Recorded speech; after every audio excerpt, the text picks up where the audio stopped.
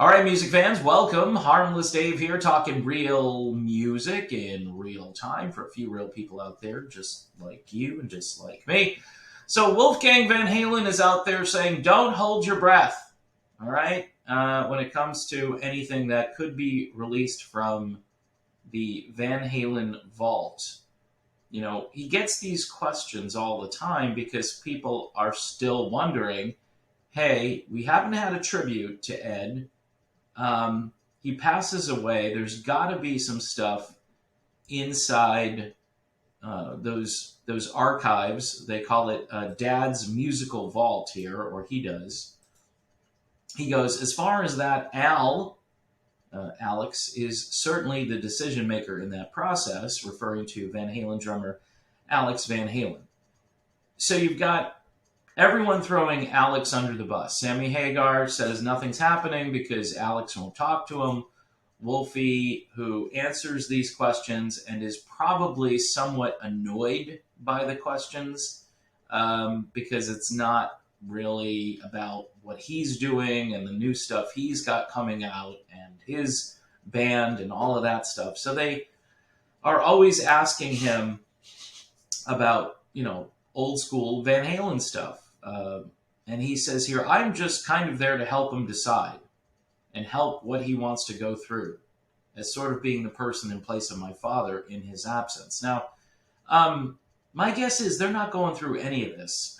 That's my guess, is nothing is happening. This is a stock answer for an interview because he knows he's going to get the questions about his dad or about Van Halen or whatever. And it's very just going through the motions. He says here, when it comes to that, I know my dad was vocal in the past saying that he's released everything he wants to release. So when it comes to stuff that hit the cutting room floor, that would certainly have to be a serious conversation to have. Not sure with who. If anything is actually worth releasing. Yeah, I mean, I get it. These are what, like Eddie Van Halen fingernail clippings that hit the floor? And I'm pretty certain people would still want to hear them. They would still want to hear it. And maybe there was an idea that he had that he didn't completely finish. It could be just him noodling. I mean, to hear Eddie just doing his thing, I think would be pretty cool. Now, maybe there isn't anything to release because they did a lousy job of archiving or recording it. I don't know. But at the end here, he says, we'll just have to see. I certainly wouldn't hold your breath.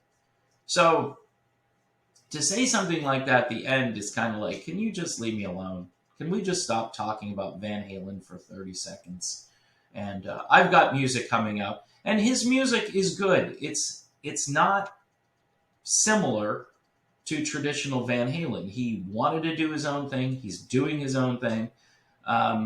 He's getting a lot of positive media attention in certain places. He's getting some airplay, I believe, on mainstream rock radio stations. However, for old school Van Halen fans, this isn't what we care about. This isn't what we want to hear.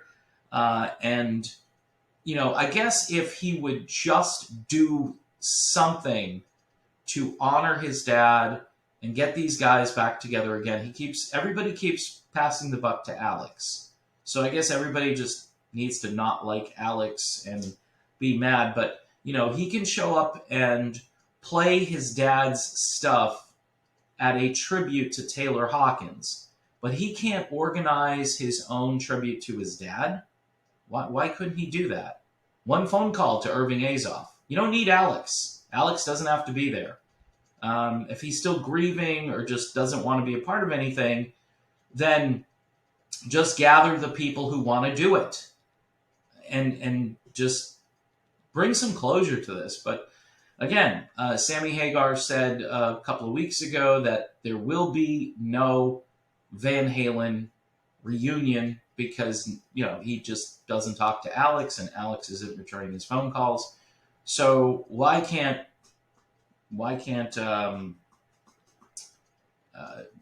Wolfie do it. It's just bizarre that he just is very resistant to things that have to do with the older fans who obviously were blindsided by how fast everything happened with his dad, because these guys, they keep everything close to the vest, and so it happens, and now there's been nothing. And I've done videos speculating about how, I guess, Ed was not liked by a lot of people. That's the only thing I can think of. He was not liked, and the industry is not motivated to do anything on his behalf, but they'll do lots of things for Taylor Hawkins and other people who leave planet Earth prematurely or unexpectedly, which is happening a lot, by the way, if you've noticed.